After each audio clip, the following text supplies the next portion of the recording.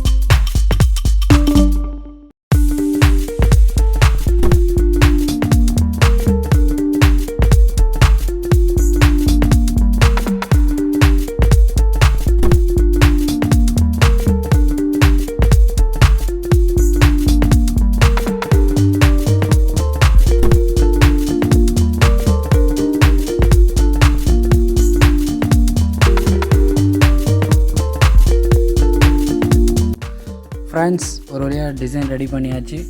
ஒரு டிசைன் போட்டு முடிச்சிட்டோம் சாஃப்ட்வேரில். அடுத்து இந்த போட்ட டிசைன் வந்து இப்போ நம்ம அதை டோரில் போட போகிறோம். அது எப்படி போடுறாங்க அப்படிங்கிறத வீடியோவில் பாருங்கள் friends. This video is sponsored by Genreviews.online. Okay friends, first இப்போ சாஃப்ட்வேரில் நம்ம டிசைன் பண்ணோம்.